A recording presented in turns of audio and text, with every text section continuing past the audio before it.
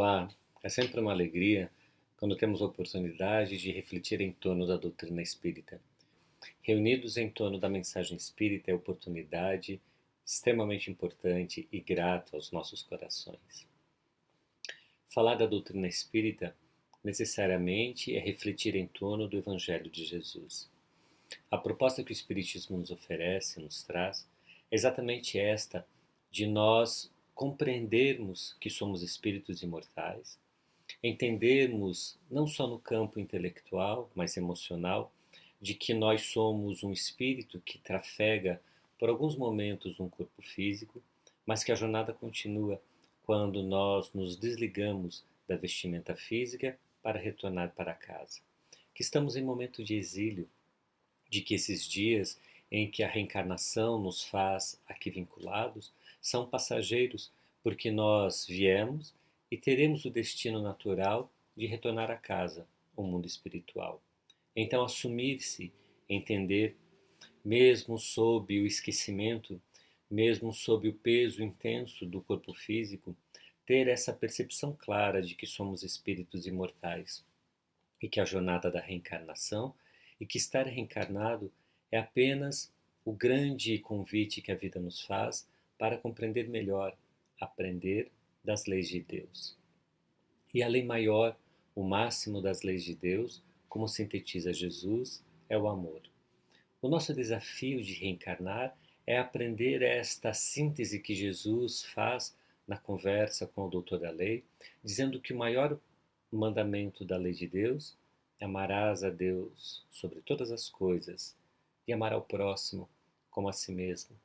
Jesus encerra a primeira parte desse diálogo com uma síntese memorável, porque ali diz ele: aqui estão escritas todas as leis e todos os profetas, como dando a entender que todo o ensinamento da lei judaica, que todo o conhecimento a respeito das leis de Deus se sintetizam nesta ideia de amar-se para amar ao próximo, amando a Deus sobre todas as coisas.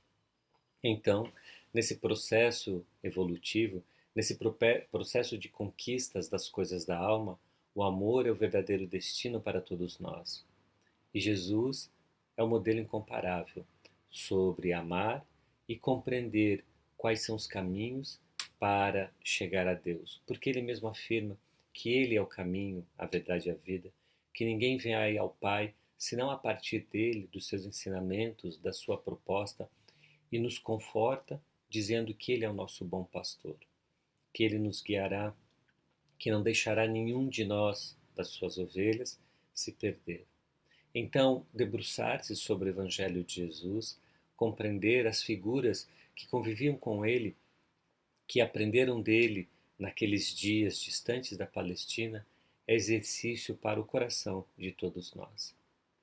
Talvez uma das figuras mais insígnes e com o maior esforço desse processo de amar, de compreender efetivamente o verdadeiro significado de amor, é Maria de Magdala.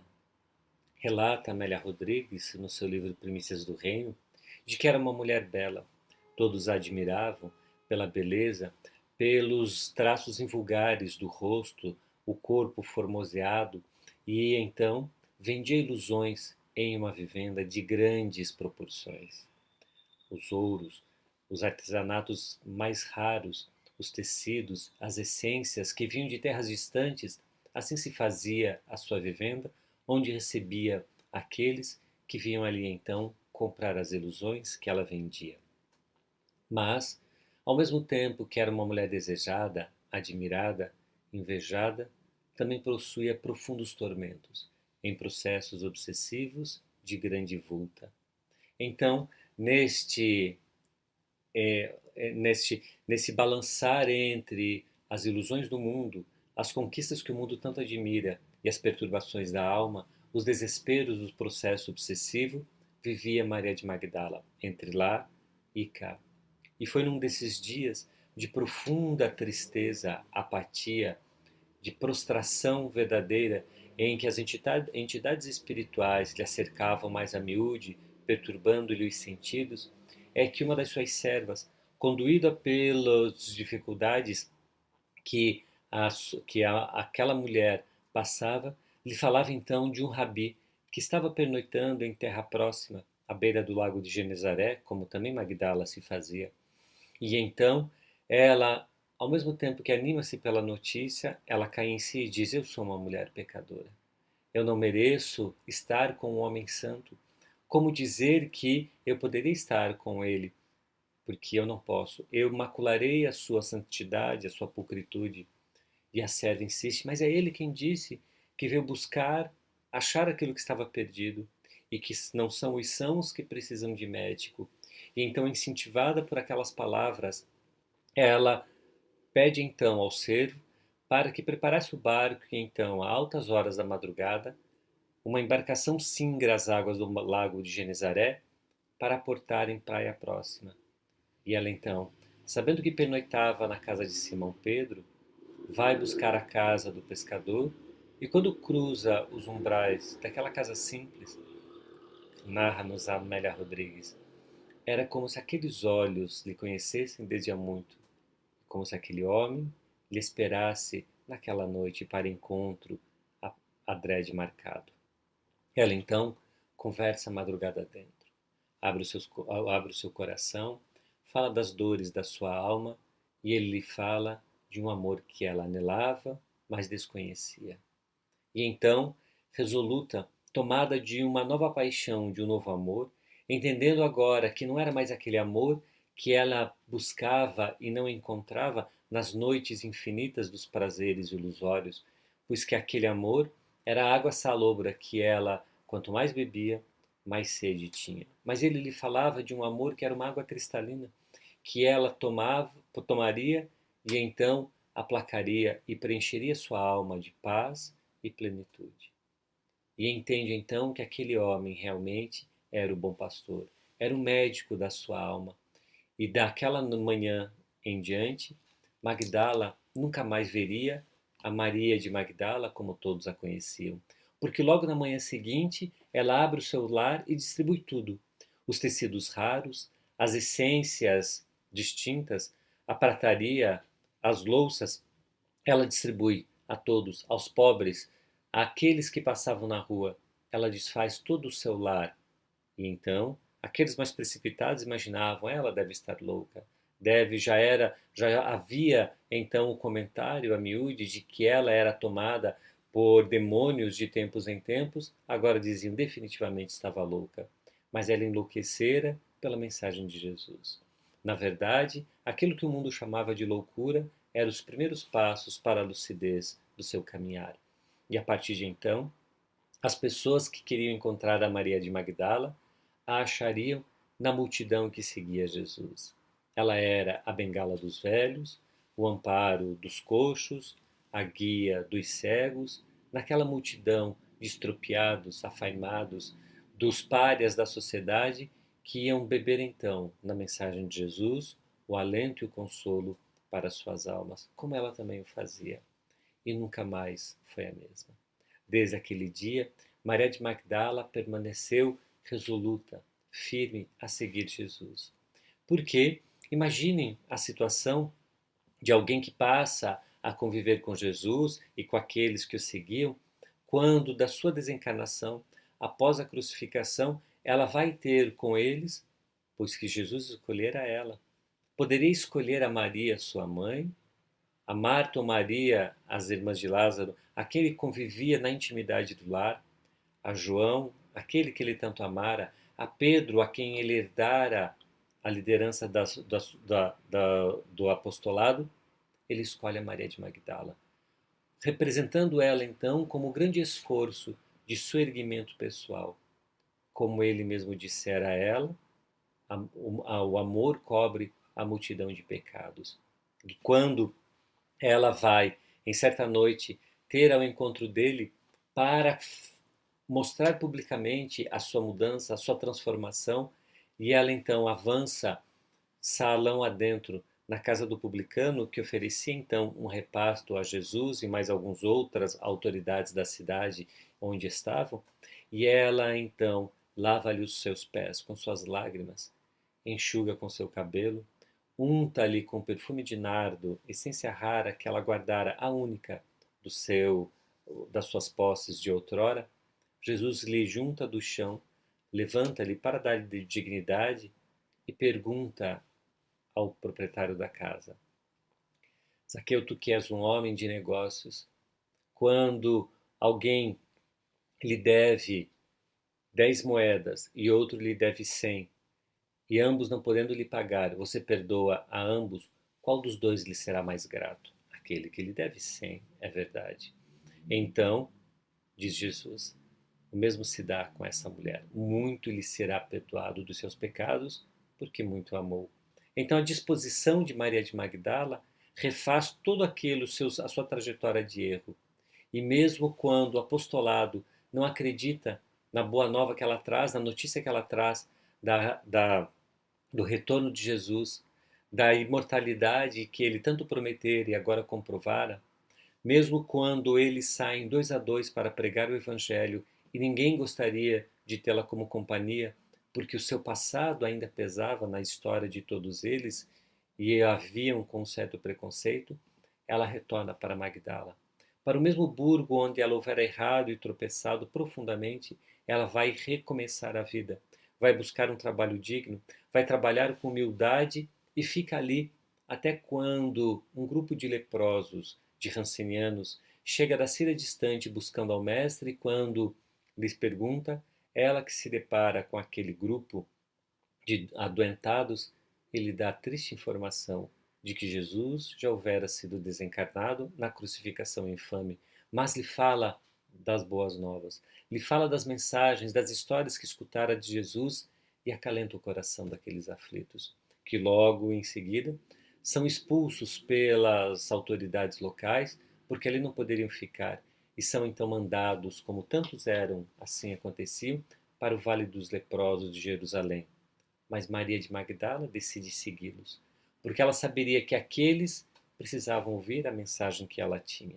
E então, a partir daquele dia, todo final de tarde, no Vale dos Leprosos, naquele lugar onde eram mandados, destinados a todos aqueles que tinham o nome escrito, mesmo que vivos, no livro dos mortos, porque nunca mais retornariam daquele destino infeliz, era ela quem cantava as boas novas e falava de Jesus. Nunca mais fora a mesma. A transformação de Maria de Magdala é o exemplo para todos nós. Como modificar-se, como se tocar com a mensagem de Jesus de uma maneira tão intensa como essa mulher se permitiu. Levantar-se sobre o próprio erro, mesmo sobre os olhares acusadores, porque imaginemos nós retornar a Magdala com aqueles mesmos que frequentavam o seu lar e agora lhe desejavam ainda, e ela ter a tranquilidade de dizer que já não mais aqueles dias existiam. Ou os olhares de inveja daquelas outras tantas que desejavam ter a beleza daquela mulher, ou que invejavam, ou que desejavam ter a vida que ela dispunha, e ela provar, dia após dia, de que efetivamente Jesus fez a diferença em sua vida. O desafio de encontrar a Jesus é exatamente esse. O de incorporar a sua proposta no nosso dia a dia, de transformar-se a tal ponto que nós conseguimos modificar a nossa vida. Talvez não temos uma mudança radical daquilo que Maria de Magdala teve, mas o exercício contínuo do dia a dia de entender que Jesus efetivamente é o modelo e guia para todos nós. Porque a sua proposta continua esperando o nosso aceite e esperando espaço para que ocupe o espaço devido no nosso coração. É interessante quando encontramos em O Livro dos Espíritos a pergunta que Kardec faz aos nobres mensageiros sobre o progresso, sobre a evolução, e perguntam se há algum limite para o progresso. E dizem os espíritos amigos de que para o progresso intelectual não há barreira, não há limite, mas para o moral sim. E elencam duas características que impedem o nosso progresso moral: o orgulho e o egoísmo, dando a entender então que no nosso coração nesse nosso espaço emocional, enquanto nós ocuparmos ou darmos espaço tanto para o orgulho quanto para o egoísmo, será difícil de encontrar espaço para outras virtudes. Nós não aprenderemos outras virtudes enquanto não desaprendermos a sermos orgulhosos e egoístas, a pensar em si, em ter-se a si como centro da existência, da vida e da importância. E aí então, o exercício de compreender a mensagem de Jesus é o exercício de desvincular-se do egoísmo e do orgulho. À medida que nós efetivamente nos tornamos cristãos, na concepção profunda do termo, de entender e executar e aplicar as mensagens do Cristo no dia a dia da nossa existência, nós vamos inevitavelmente abrindo mão do egoísmo e do orgulho. Vamos percebendo que o outro é tão importante como nós. E o nosso orgulho, ele vai se amaecendo. E nós vamos percebendo que somos todos importantes. Nem um problema de autoestima dificultoso, é entendendo que não tenho não valor, não sou importante e os outros que são, de maneira nenhuma tenhamos que pensar assim, mas nem nos percebermos e entendermos a nós como melhor do que qualquer outro. Somos tão importantes quanto qualquer filho de Deus. Então, o nosso orgulho ele deixa de ter importância em nossa vida e percebemos que os outros também são importantes. Assim como deixamos de pensar somente em nós e nos nossos, abrindo mão do egoísmo e compartilhando aquilo que nós temos com o outro, do nosso tempo, dos nossos recursos, dos recursos dos mais variados, porque muitas das vezes pensamos sempre em recursos financeiros, materiais, em que nós podemos compartilhar, mas há tantos outros recursos do nosso tempo, das nossas capacidades, da nossa compreensão, das nossas conquistas intelectuais, a fim de ajudar ao outro, estender a mão, dar um conselho, conversar, gastar o nosso tempo em prol do outro numa atitude ou atividade voluntária, num tempo em de conversa com a internet, quando as distâncias físicas ainda se fazem necessárias, ou utilizando um tempo ao telefone, mandando uma mensagem, visitando o amigo quando possível, esse tempo de dedicar ao outro, onde nós vamos deixando de ser egoístas. Porque é esse o grande exercício do ser cristão, o de esquecer-se para lembrar do outro, para entender que o grande exercício do amor não se faz solitário, não se faz sozinho, não se faz isolado do mundo, mas amar necessita inevitavelmente a relação, porque o exercício de relação é o grande convite que a vida nos faz para a compreensão, entendimento e aprendizado do amor, como lembra-nos Joana de Ângeles, o Espírito Amigo. E é exatamente essa proposta de relação que Jesus nos provoca a viver ela intensamente nos parâmetros de amar, do amor compreensão, do amor bondade, do amor doação em relação ao próximo. Se nós formos analisar as bem-aventuranças de Jesus, vamos ver que são sempre propostas de bem-aventurado é aquele que se propõe em relação ao outro das melhores virtudes. O de ser manso, o de ser pacífico, o de ser misericordioso, o de preferir ter fome e sede de justiça a ser o justiceiro. Então são sempre bem-aventuranças em relação ao próximo, em relação àquele que está ao nosso lado. E aí então nós vamos compreender esse grande esforço de amar e esquecer-se, a partir de Maria de Magdala, que ela esquece tudo que teve. O maior exemplo que nós vamos encontrar daquela que coloca a mão no arado e não olha para trás. Esquece dos seus erros, esquece, muito embora as tendências, as vontades provavelmente permaneciam, ainda existiam, os fantasmas povoavam a sua mente, o seu campo emocional. Será que estou fazendo a coisa certa? Será que não era mais cômodo, pois eu tinha uma vida tão tranquila, tão confortável? Será que estou e tomei a decisão certa? Talvez um ou outro dia essas dúvidas lhe perturbavam a intimidade, os pensamentos, porque é natural. Ainda estamos conquistando esses patamares de plena certeza e entendimento das coisas de Deus. Assim acontece conosco.